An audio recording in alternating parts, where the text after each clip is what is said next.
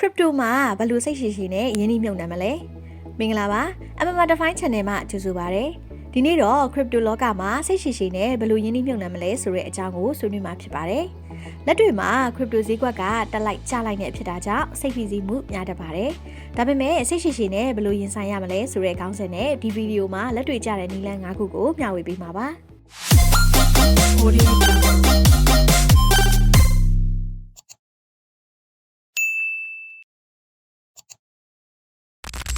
Point 1 ရေရှည်ပန်းနိုင်ချမှတ်ပါ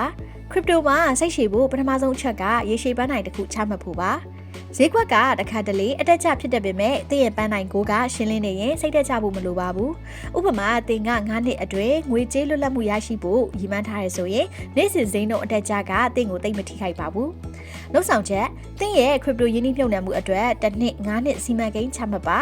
အကြံပြုချက်သင်ပန်းနိုင်ကိုစာရွက်ပေါ်မှာရေးမှတ်ထားပါ Point 2စိတ်ခံစားမှုကိုထိန်းချုပ်ပါ crypto ဈေးကွက်ကစိတ်ခံစားမှုကိုအလွယ်တကူလှုပ်ခတ်စေနိုင်ပါတယ် Bitcoin ဈေးကျသွားရင်ကြောက်လန့်ပြီးရောင်းထုတ်မိတာဈေးတက်လာရင်စိတ်လှုပ်ရှားပြီးအလင်းစလိုဝယ်မိတာမျိုးတွေဖြစ်တတ်ပါတယ်ဒါကိုသင်အနေနဲ့ဘယ်လိုထိန်းချုပ်မလဲဆိုတဲ့နည်းလမ်းကတော့ယင်းနှိမ့်မြုပ်နှံတဲ့အခါသင်တက်နိုင်တဲ့ပမာဏကိုပဲထည့်ပါ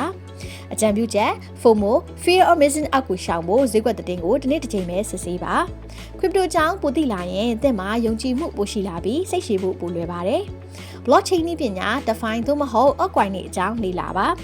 သင်အနေနဲ့ဘယ်လိုလေ့လာမလဲဆိုတော့ YouTube ဗီဒီယိုတွေ podcast တွေဒါမှမဟုတ် Binance Academy လိုမျိုး platform တွေကနေအခမဲ့အသိပညာရယူနိုင်ပါတယ်အကြံပြုချက်တစ်ပတ်မှာ2နာရီလောက် crypto အကြောင်းကိုလေ့လာဖို့အချိန်ပေးပါ9ခုကိုမျှဝေပေးမှာပါ Point 4 dollar cost averaging DCA သုံးပါ DCA ဆိုတာဈေးကွက်အတက်ကြကိုစိတ်မပူပဲပုံမှန်ရင်းနှီးမြှုပ်နှံတဲ့နည်းလမ်းတစ်ခုပါ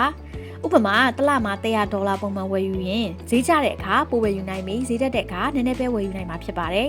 အကျိုးကျေးဇူးအနေနဲ့ကတော့ဈေးကွက်အတက်ကြကိုစိတ်မပူရတော့ပါဘူးအကြံပြုချက် Binance ဒါမှမဟုတ် Coinbase မှာ DCA အလိုလျောက်လုပ်နိုင်တဲ့ပုံစံကိုအသုံးပြုပေးပါ Point 5စိတ်ဖိစီးမှုကိုလျှော့ချပါ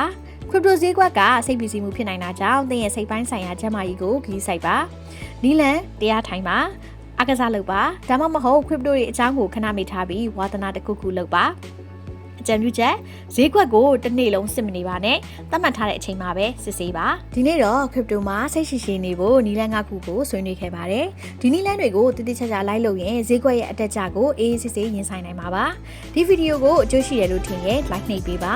MMA Define Channel ကို subscribe လုပ်ပြီး notification bell ကိုလည်းဖွင့်ထားပါ comment မှာလည်းသင်ရဲ့ crypto အပေါ်ယင်းနှိမ့်မြှုပ်နှံမှုပုံစံများကိုမျှဝေပေးပါအောင်เนาะနောက်ဗီဒီယိုမှာတွေ့ကြမယ်เนาะကျေးဇူးပါ